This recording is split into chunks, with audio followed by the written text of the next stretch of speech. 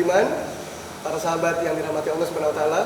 Selamat datang kembali dalam tayangan kita Sebi Sebening Hati Ibu Pertiwi. Alhamdulillahirabbil alamin, di sore hari yang penuh barokah ini kita kedatangan tamu yang istimewa, Dr. Hilmun Ishar.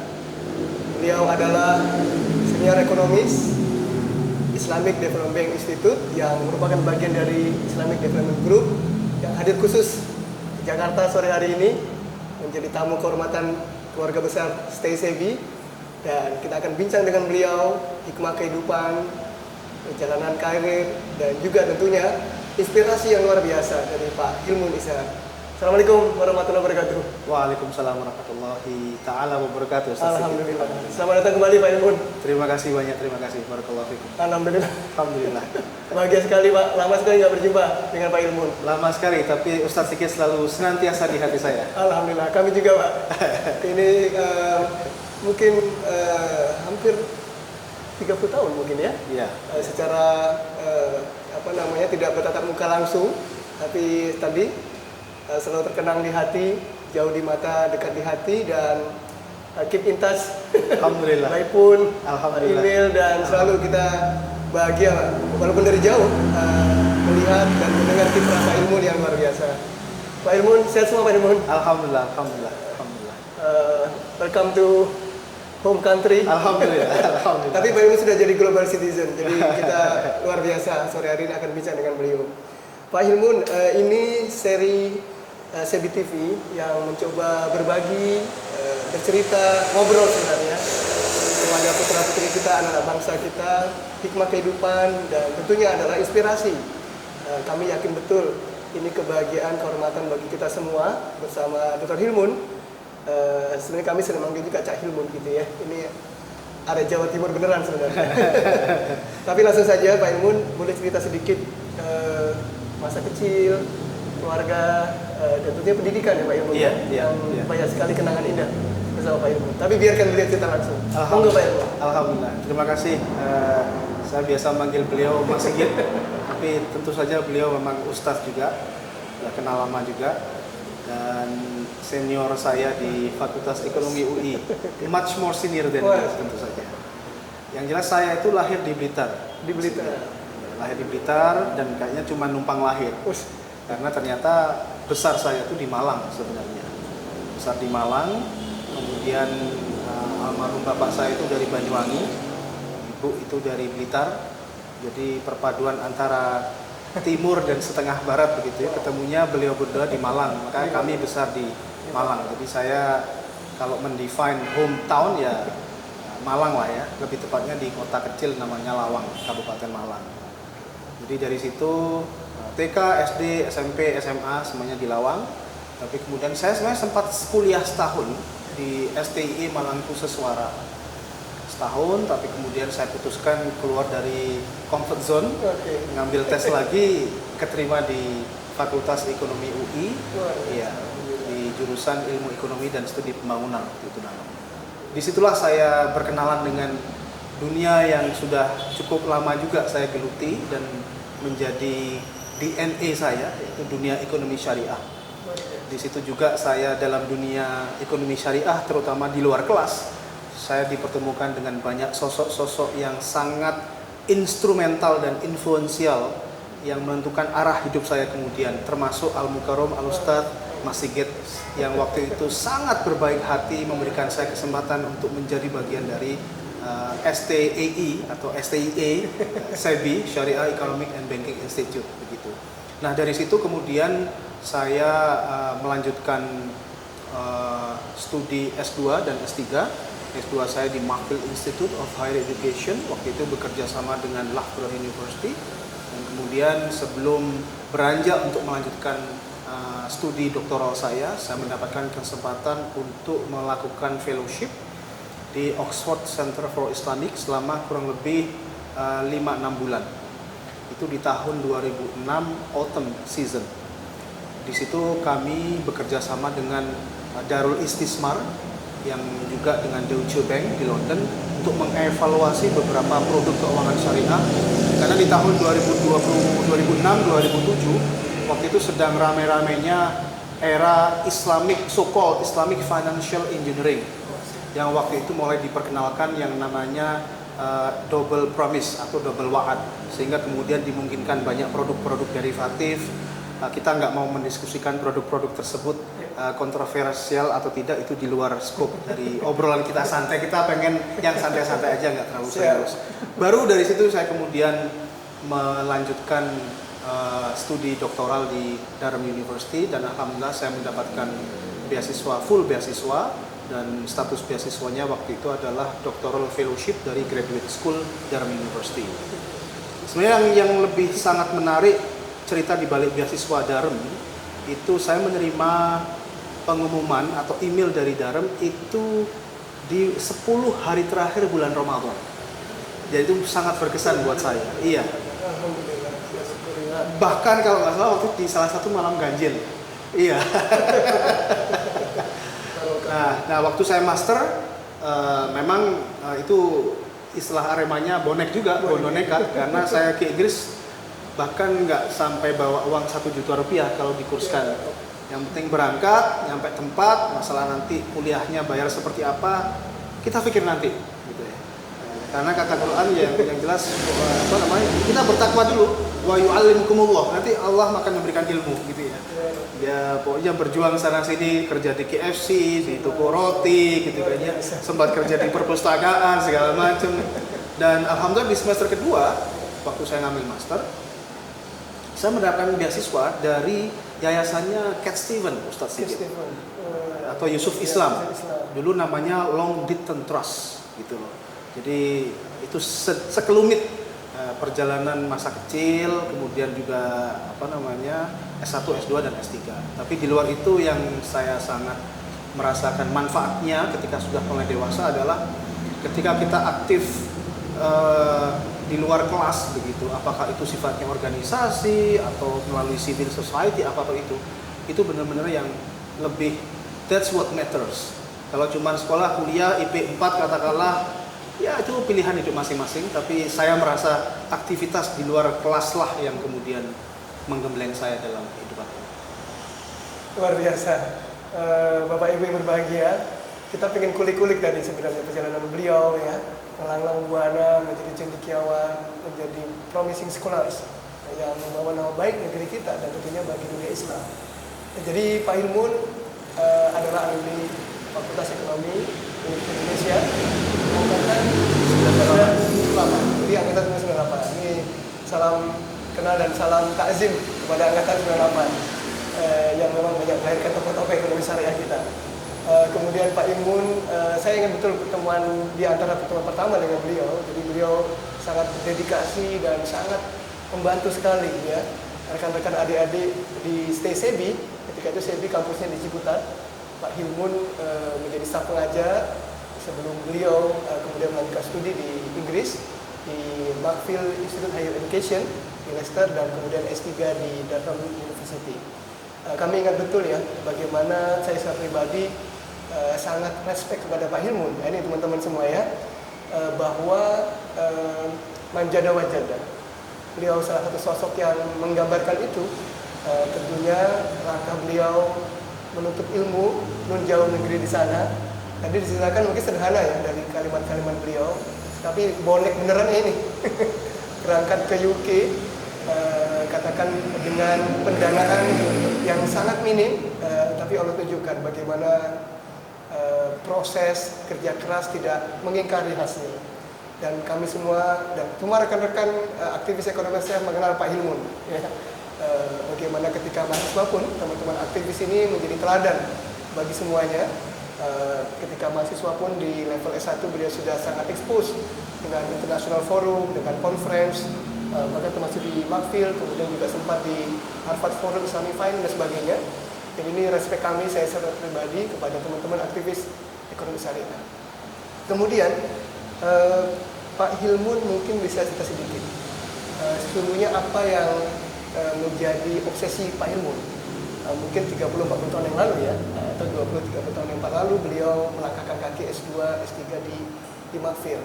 Kami sempat bertemu dengan beliau kira-kira mungkin tahun 2005 ya, dan kami mendapat Chevening Fellow 3 bulan, dan saya terobsesi sekali ingin menjenguk Pak Hilmun di Leicester.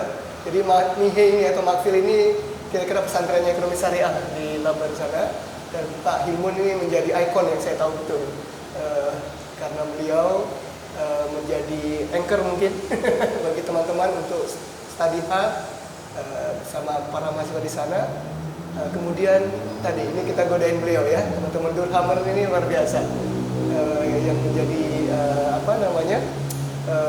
inspirasi mungkin ya, Profesor Muhammad Asutai dan Profesor Habib Ahmad dan semuanya lah ya, para pakar, Ronnie Wilson gitu ya, yang kita pengen kulik-kulik beliau, cerita kecendekiawanan para guru di sana dan juga langkah-langkah beliau tadi. Bahkan termasuk tadi itu.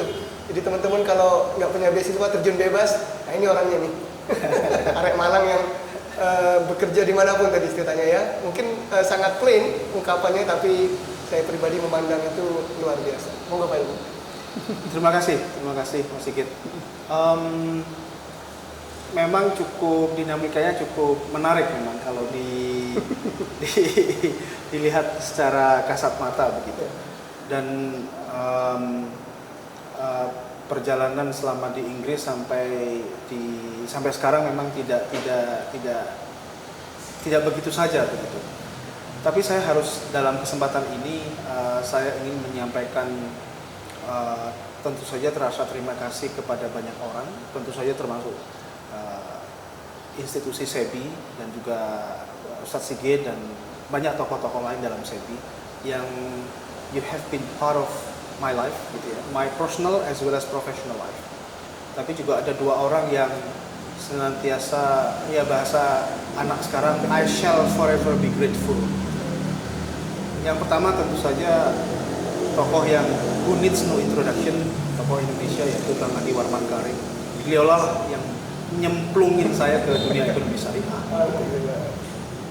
Karena beliaulah saya kemudian tertarik, oh ternyata ada yang namanya ekonomi syariah. Nah kemudian dalam aspek fiqh of jurisprudence atau ilmu fikih muamalahnya, saya terus terang berhutang banyak terhadap Ustadz Ahmad Nuryadi Asmawi. Hampir tiap minggu waktu itu saya memang datang ke beliau, termasuk yang paling rajin dan paling sering gangguin beliau lah. Di saat beliau harus kumpul dengan keluarganya, saya datengin, buka, ya kalau bahasa anak pesantren, buka kitab gitu ya, mulai belajar dari fikih-fikih muamalah dasar al-kharaj bil taman, al-bil urmi, laudorolo waladiroro, and so on and so forth. Itu dari beliau lah, kemudian itu menciptakan plethora of my great curiosity terhadap dunia keilmuan, merambah ke aspek fikih, dan itu terbawa sampai sekarang. Jadi aspek-aspek, apalagi sekarang saya sudah asosiasi atau berdinas di Islamic Development Bank, apalagi kita juga bersinggungan dan berinteraksi dengan OIC Islamic Fiqh Academy, yang di situ ada OIC Islamic Fiqh Academy Resolutions yang menjadi rujukan dari berbagai negara.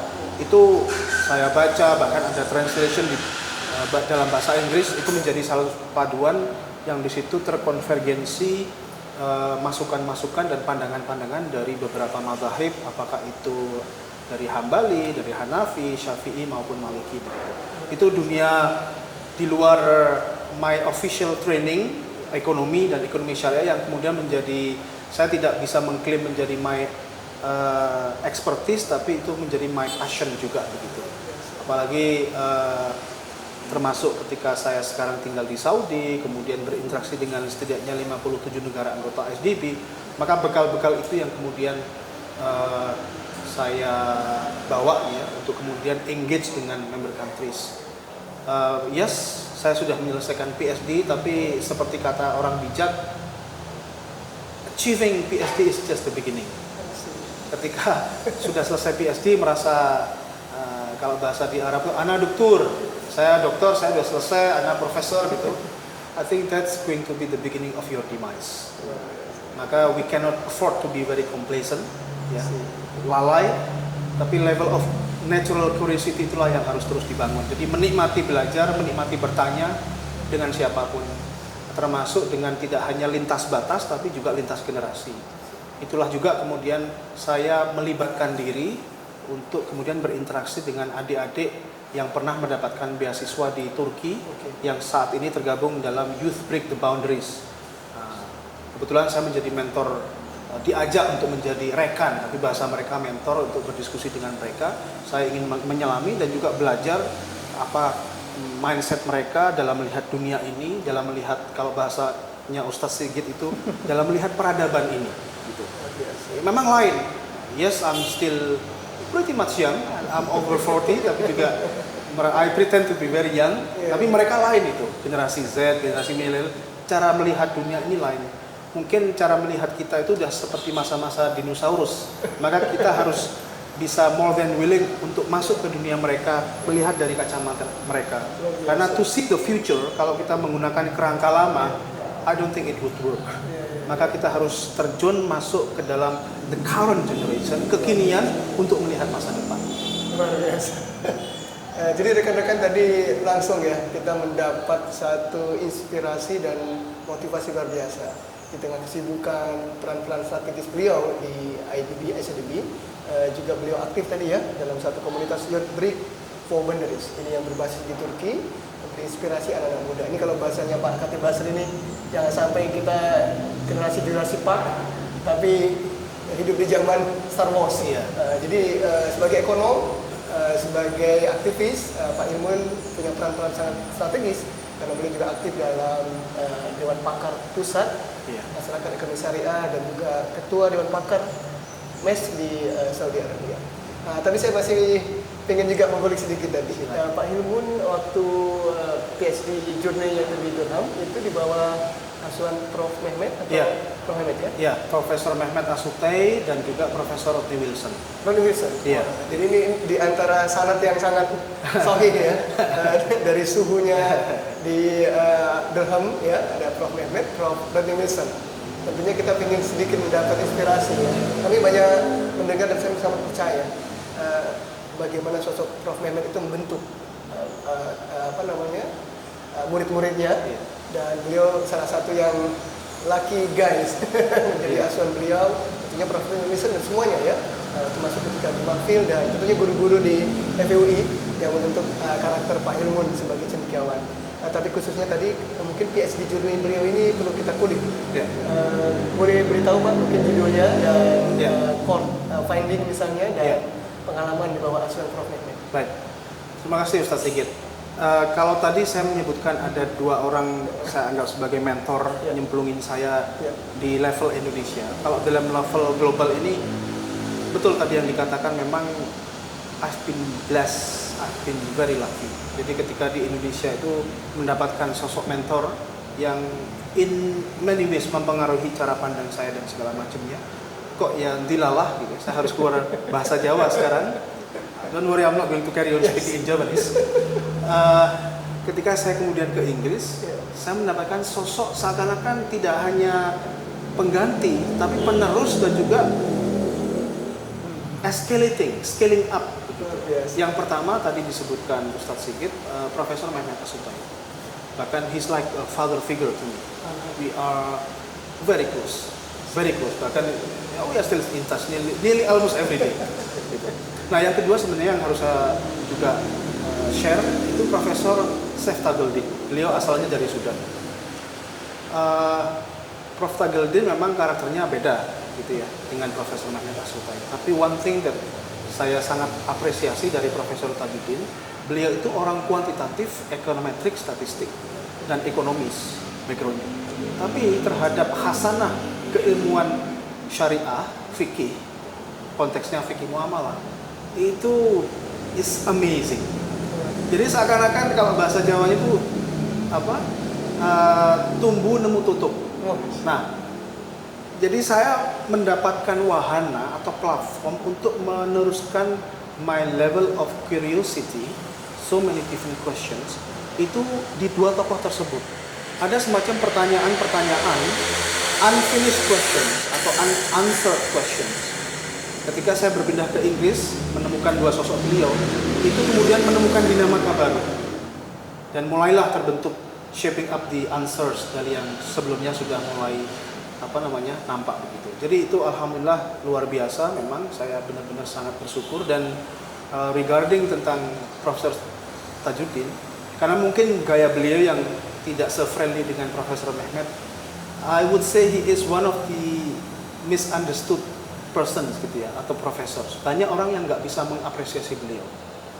Tapi once Anda reading karya beliau, kemudian interaksi one to one gitu ya, talaki istilahnya dengan beliau di ruangannya, gangguin aja beliau, itu akan keluar gitu.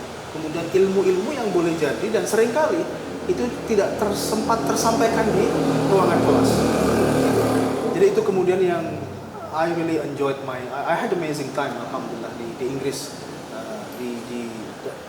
dalam gemblengan beliau berdua. Dan kemudian tentu saja ketika di bawah Profesor Mehmet Asutai, saya sangat belajar tidak hanya sosok beliau sebagai seorang profesor, tapi sebagai seorang leader. Dan juga saya bisa sarikan bahwa leader ini, the true leader itu adalah mereka yang nggak akan pernah khawatir, nggak akan pernah merasa insecure akan adanya matahari baru. Karena mereka senantiasa punya natural ability to do two things. Yang pertama adalah the ability to get the best out of you, dan juga their ability to empower you. Jadi kemudian Andalah yang kemudian menemukan, you have to figure out your own strength tanpa harus didikte oleh mentor atau pimpinan Anda. That is going to be the definition of the true leadership. Dan itulah yang saya temukan di sosok Profesor Mehmet Asutai. Nah, tadi Ustadz Sigit menanyakan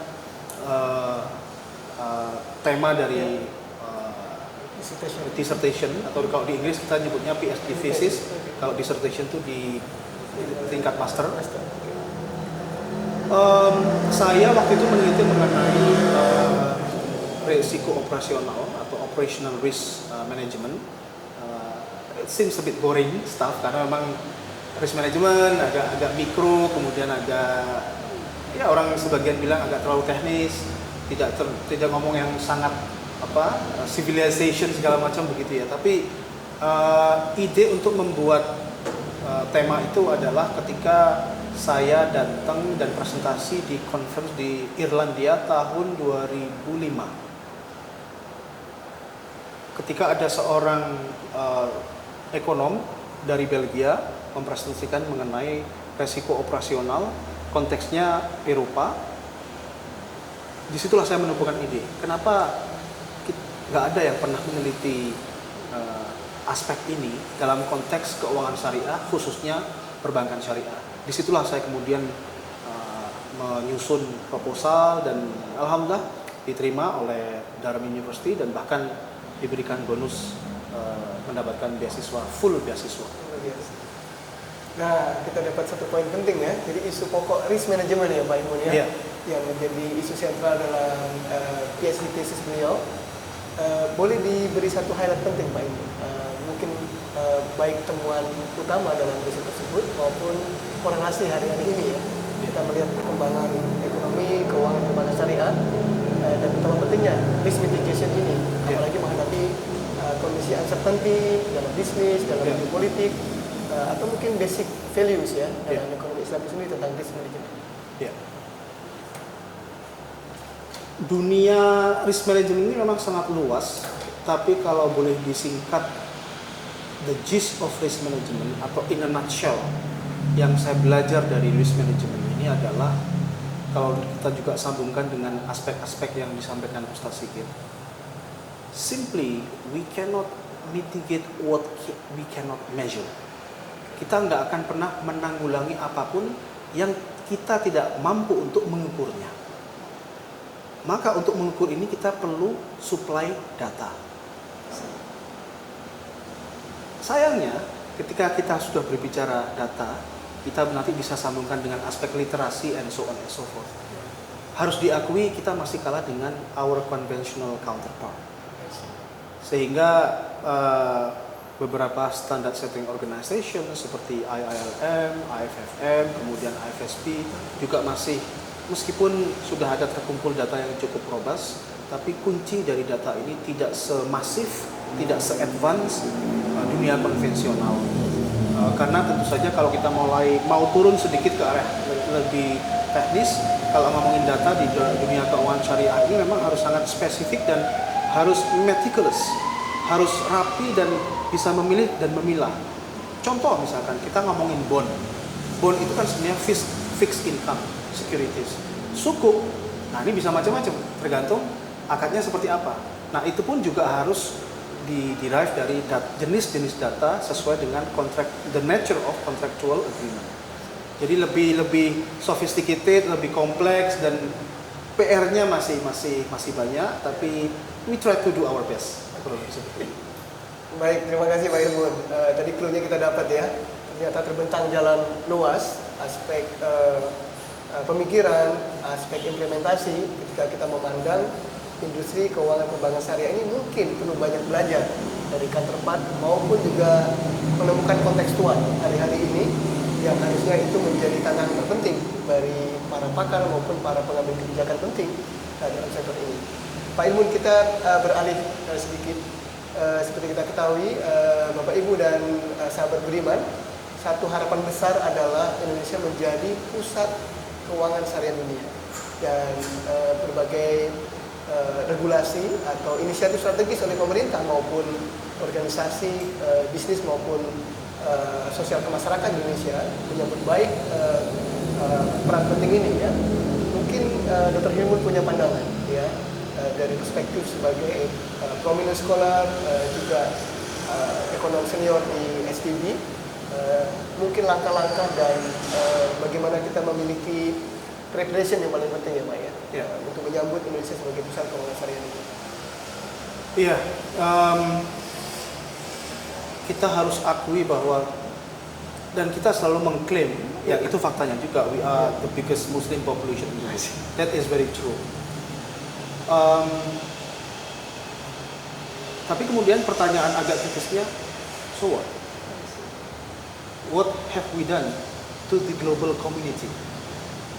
Kalau memang kita betul-betul sebagai biggest Muslim population in the world, gitu ya. Oke, counter argumen boleh jadi bilang kita negara yang besar, PR-nya di dalam negeri paling banyak segala macam. Oke, if that's the case, tapi intinya begini, harusnya tidak ada dikotomi atau paradoxical move antara pendekatan inward looking dengan outward looking. Karena sering saja di dunia Muslim, apalagi saat ini kita sudah masuk ke dalam G20, saya nggak mau berdebat apa signifikansi kita masuk dalam G20. The fact bahwa kalau kita hanya mengukur dari sisi GDP, kita udah masuk dalam the Big Ten, gitu ya. Proyeksi ke depan masuk ke level ketiga atau level kelima tahun sekian-sekian. Dengan syarat kita keluar dari middle income trap, bisa memanfaatkan bonus demografi. Itu kan narasi-narasi yang seringkali tersampaikan gitu ya, di media massa. Tapi yang lebih penting adalah bagaimana key to progress atau kesiapan kita to actually realize atau mengejawantakan menjadi itu sebagai sesuatu yang tangible. Karena tidak bisa dipungkiri masyarakat dunia itu masih melihat kecenderungan Indonesia as a nation, we have the tendency of punching below our belt. Kita boleh jadi menganggap kita sebagai harimau atau macan atau singa.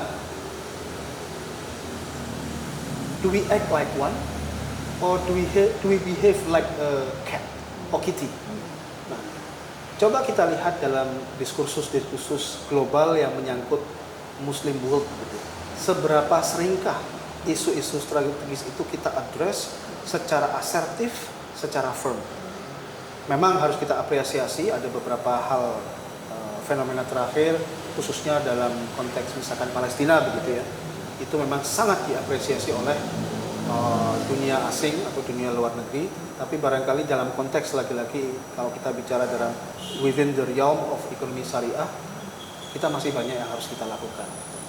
Contoh, saya sangat mengapresiasi tidak hanya variasi fatwa, tapi juga jenis fatwa serta sekaligus kualitas fatwa dari Dewan Syariah Nasional.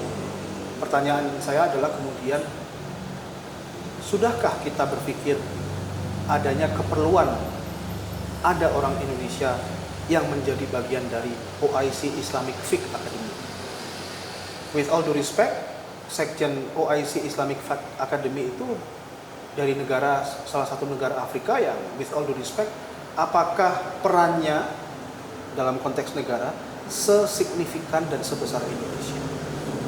Atau barangkali kita tidak merasa punya ownership terhadap OIC Islamic Fiqh Academy, and yet we always claim to be the biggest Muslim population and so on and so forth. Jadi hal-hal seperti itu yang harus kita tidak menyalahkan, tapi let's think about it. Let's consider.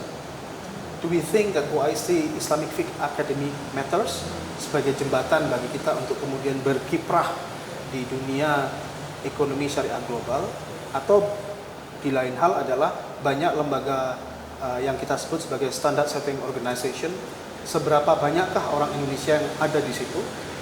Itu juga menjadi pertanyaan-pertanyaan, indikasi-indikasi sederhana untuk menunjukkan kepedulian kita untuk kemudian merasa perlu duduk satu meja dengan masyarakat global membicarakan permasalahan global.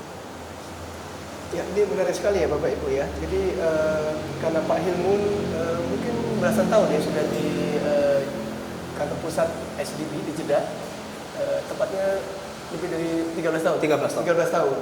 Sudah punya pengalaman langsung di dunia global, di berbagai forum internasional Islam ekonomi khususnya, dan juga memandang begitu banyak konstelasi percaturan bangsa-bangsa.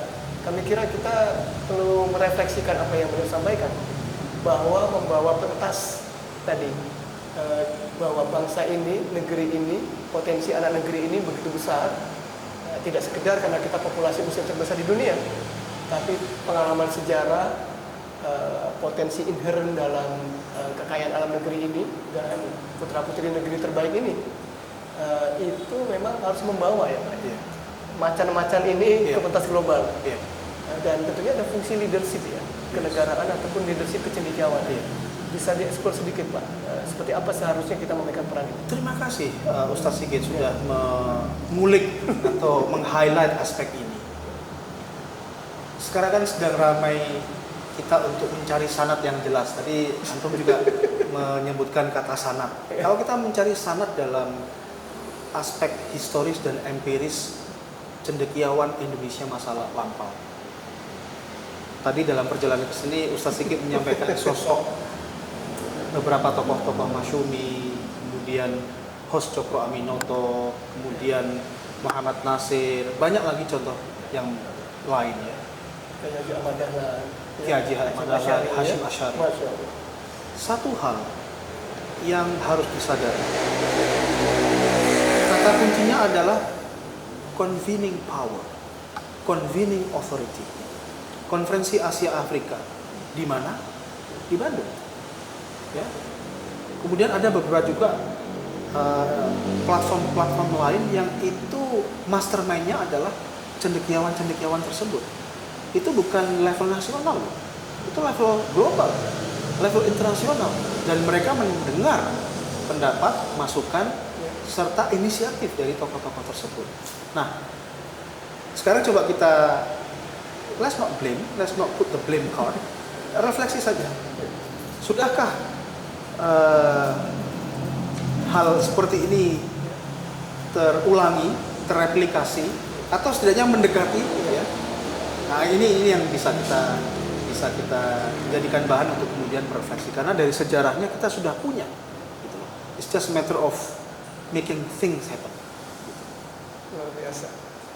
Ya, jadi Bapak Ibu dan sahabat budiman, ya kita tidak pernah lelah ya memandang for better Indonesia masa depan. Karena sejarah negeri ini, negeri yang bertua ini, dan Pak Hilmun salah satu saksi sejarah tadi, perjalanan anak Malang yang Malang Buana ke Leicester, kemudian Durham, kemudian Jeddah.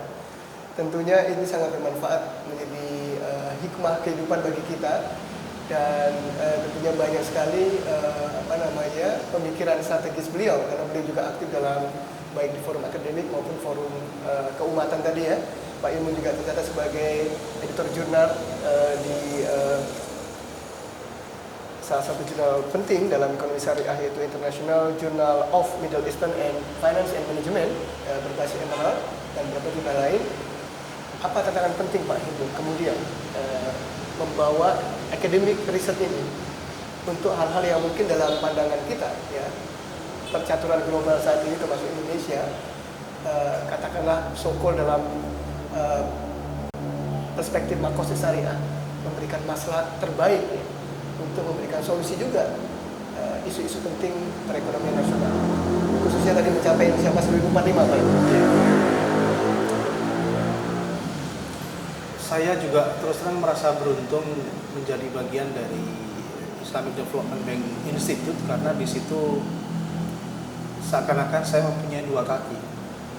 Satu kaki sebagai memang sangat berkutat dengan dunia akademik, tapi di kaki yang lain adalah dunia praktek. Jadi ada dua pendekatan di sini. Yang saya nggak bisa memungkiri, saya dibesarkan dalam lingkungan dan atmosfernya akademik sekali begitu. Bagaimana ke depan? Meskipun kesannya klise, harus ada engagement antara dunia akademik dengan dunia praktis segala macam. Dan saya yakin itu sudah banyak dilakukan banyak orang. Tapi harus ada. Jadi kalau kita bicara mengenai human behavior, dulu ada pernah buku yang saya review ditulis oleh itu diinspirasi oleh George Akerlof, kemudian ditulis oleh Robert Shiller, salah satu penerai Nobel dalam bidang human behavior. Nah, judul bukunya adalah Animal Spirits. Salah satu intinya adalah ya orang itu kan berlaku atas dasar insentif. Gitu. Nah, kembali ke masalah akademik. Please correct me if I'm wrong. Mungkin saya juga salah dalam memberikan observasi ini. Insentif promosi akademik ini harus ditinjau ulang, saya pikir. Dalam perspektif kami, dalam perspektif saya, we have to go beyond hanya sekedar dalam tanda kutip citation. Kan ada citation, mungkin antum lebih paham ya, ada ISI index, ini index buat dunia industri Pak. Semua. Gitu. Apa pentingnya? Kalau kalian kemudian bikin riset, jurnal, apalagi misalkan jurnalnya submissionnya bayar pula, kemudian subscription bayar pula, kita tahu itu we are talking about $70, mungkin banyak sebagian orang mampu, tapi buat mahasiswa $70 we are talking about how much, ya kan mahal juga. Apa kemudian nilai manfaatnya? Belum lagi setelah itu masuk ke library, orang juga belum tentu baca, sehingga orang yang menjalankan sebagai engine dari agent of change dari ekonomi syariah ini juga mereka membaca pun enggak gitu. Apalagi pakai modeling yang aneh-aneh. Oke lah kalau untuk tesis, disertasi boleh lah agak sedikit gaya-gaya dikit gitu ya supaya dihargai. Tapi apa pesan dari itu semua? Jadi tentu engagement dengan dunia industri harus tetap di ini. Kemudian saya pikir juga harus open minded ya, karena kita terutama di beberapa region tertentu masih suka menggunakan jargon-jargon yang semakin menjauhkan orang dari dunia ekonomi syariah, gitu loh. Karena kita harus akui level of sensitivity dari orang terhadap embracing nilai-nilai atau value proposition ekonomi syariah itu beda-beda.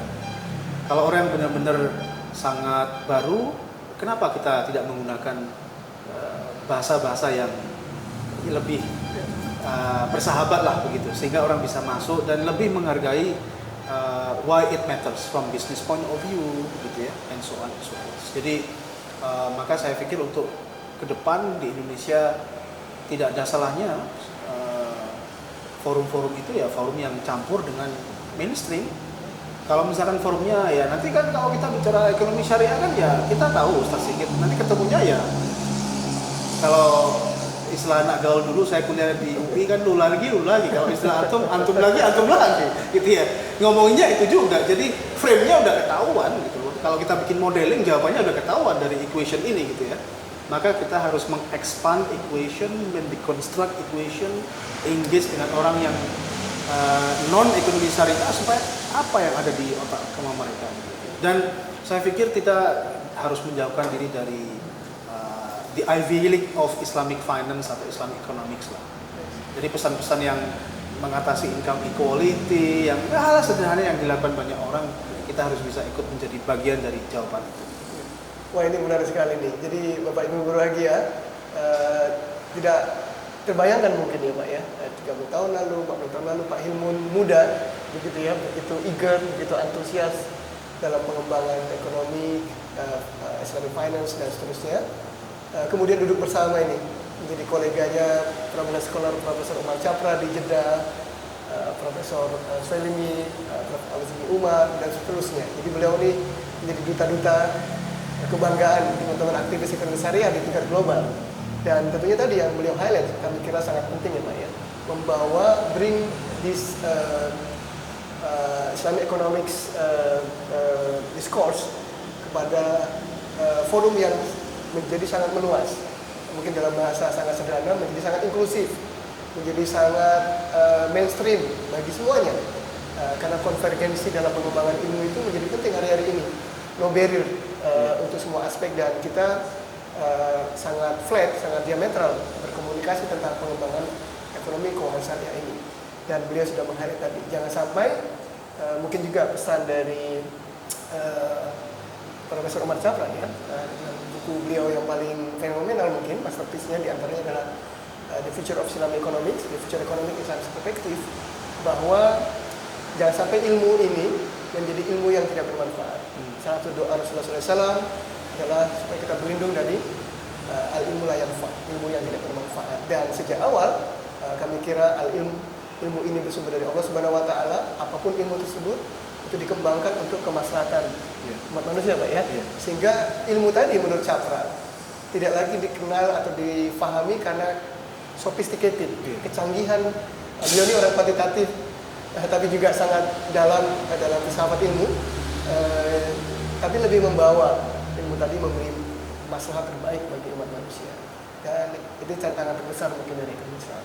Mungkin bagian terakhir Pak Ilmun, karena Pak Ilmun ini juga ada di peringkat antara bangsa memahami lembaga-lembaga tadi. Sebenarnya peran penting apa Pak yang harus kita dorong supaya kebijakan pemerintah khususnya terhadap SDB Group itu semakin berperan penting ya bagi perekonomian nasional. Kita ketahui tadi Indonesia memiliki populasi terbesar di dunia, tapi mungkin share ataupun peran penting ya bagi SDB Group ini belum difahami atau mungkin belum optimal. Mungkin kita ingin dengar beliau langsung meng-highlight isu ini. Pertanyaan ini sangat timely sedikit, karena baru saja second part of this year, tepatnya di annual meeting yang dilaksanakan tahun ini di ASDB juga di Jeddah, sudah diumumkan bahwa per 2024, per Januari nanti insya Allah secara resmi Indonesia akan menjadi pemegang saham nomor 3 di ASDB Group atau di Islamic Development Group. Ini menjawab pertanyaan antum. Di sini mulai nampak lebih tangible, ya, lebih konkret keseriusan pemerintah Indonesia untuk kemudian tidak hanya berperan penting terhadap melalui ASDB, the Muslim world melalui ASDB, tapi juga ada perhatian yang two-way traffic juga ya dari ASDB kepada Indonesia, tidak melulu aspek financing, tapi aspek-aspek yang lain. Contohnya kita punya mekanisme namanya reverse linkage melalui South-South cooperation, kerjasama selatan-selatan. Contoh keahlian, kemudian pengalaman Indonesia dalam menggerakkan so-called bottom-up development dalam ekonomi syariah ini ditularkan ke negara-negara anggota lain. Jadi ini yang perlu kita, sorry for my French, bahasanya gitu, camkan gitu ya. Dalam konstelasi dialog dan hubungan global, jangan lagi kita punya kecenderungan putting as lower hand, tapi on the upper hand. Kita nggak meminta, tapi kita memberi. Mentalitas itulah yang harus kita camkan. Bukan lagi bagaimana what can we get, tapi how can we give. Tapi nggak hanya what can we give, how can we give. Bagaimana kita memberi. Kita kan punya kecenderungan kita bisa dapat apa? No. What's in it for us to give, bukan to get.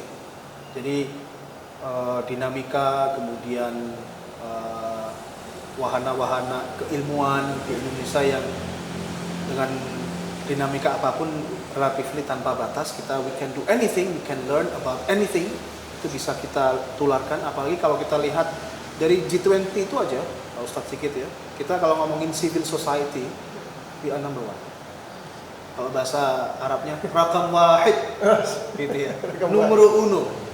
Nah itu yang nggak dipunyai di Turki, nggak ada kan gitu. Arab Saudi apalagi gitu kan ya. Itu kalau kita tularkan gerakan-gerakan itu, kemudian dunia keilmuan hasanah, semangat keilmuan ke negara-negara lain, tidak hanya ekonomi syariah tapi aspek-aspek yang lain. Nah, disitulah kita punya tadi yang antum sampaikan, ilmu yang bermanfaat. Orang ngerasain, nggak hanya cuman nice to know, masuk jurnal, bookshelf. No, we have to go beyond that. Kalau cuman sekedar nampak gagah, nampak pinter, nah itu udah lewat lah. Wah, ini luar biasa, sangat substantif dan sangat mendasar ya bagi kita semua, teman-teman dan aktivis ekonomi syariah dan para pemirsa CBTV. Apa yang disampaikan oleh Dr. Hilmul Izhar tadi ya, khususnya fungsi-fungsi penting kecendekiawanan dan juga fungsi-fungsi penting pengambil kebijakan, membawa potensi setiap inisiatif strategis dari anak bangsa ini, khususnya membawa ke pentas global. Peran penting Indonesia dalam pengembangan ekonomi, keuangan, dan perbankan syariah dunia. Beliau katakan it's timely. Ini ketika kita mau momentumnya, mudah-mudahan hari-hari ke depan menjadi momentum terbaik. Pemerintah bersama masyarakat, bersama ormas, bersama cendekiawan, dan tentunya setiap institusi pengambil kebijakan di negeri ini bisa mewujudkan cita-cita terbaik ini, menjadikan Indonesia sebagai pusat keuangan syariah global. Insya Allah. Pak Ilmun, kita sampai di ujung acara hari ini. Sebi Sebening Hati Ibu Pertiwi, diskusi dengan Dr. Hilmul Izhar. Terima kasih Pak Ilmun, pencerahan dan juga berkenan hadir dalam undangan ini. Terima kasih. Ini menjadi kebahagiaan kami semua, kita semua, dan semoga bermanfaat bagi Bapak Ibu dan sahabat budiman. Sampai bertemu kembali dalam seri Sebi Sebening Hati Ibu Pertiwi. Kami akhiri. Assalamualaikum warahmatullahi wabarakatuh. Waalaikumsalam. Berharta tapi tak sedekah.